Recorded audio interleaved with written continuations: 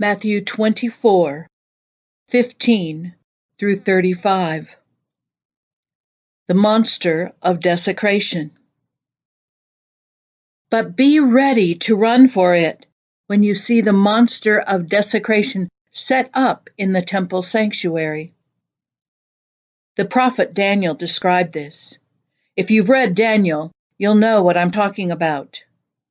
If you're living in Judea at the time, run for the hills. If you're working in the yard, don't return to the house to get anything. If you're out in the field, don't go back and get your coat. Pregnant and nursing mothers will have it especially hard. Hope and pray this won't happen during the winter or on a Sabbath. This is going to be trouble on a scale beyond what the world has ever seen or will see again. If these days of trouble were left to run their course, nobody would make it. But on account of God's chosen people, the trouble will be cut short. The arrival of the Son of Man.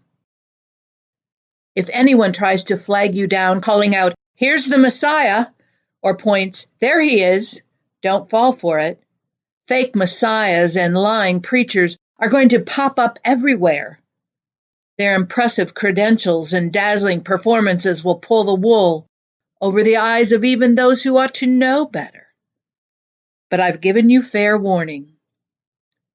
So if they say, "Run to the country and see him arrive," or "Quick, get downtown, see him come," don't give them the time of day. The arrival of the Son of Man isn't something you go to see. He comes like swift lightning to you. Whenever you see crowds gathering, think of carrion vultures circling, moving in, hovering over a rotting carcass.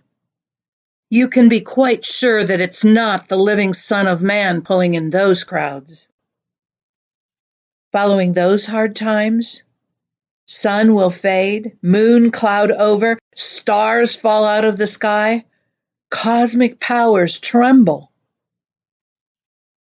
Then, the arrival of the Son of Man. It will fill the skies. No one will miss it. Unready people all over the world, outsiders to the splendor and power, will raise a huge lament as they watch the Son of Man blazing out of heaven. At that same moment, he'll dispatch his angels with a trumpet blast summons, pulling in God's chosen from the four winds, from pole to pole. Take a lesson from the fig tree.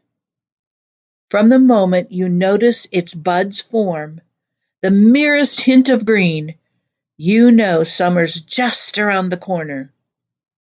So it is with you. When you see all these things, you'll know he's at the door. Don't take this lightly. I'm not just saying this for some future generation, but for all of you. This age continues until all these things take place. Sky and earth will wear out. My words won't wear out.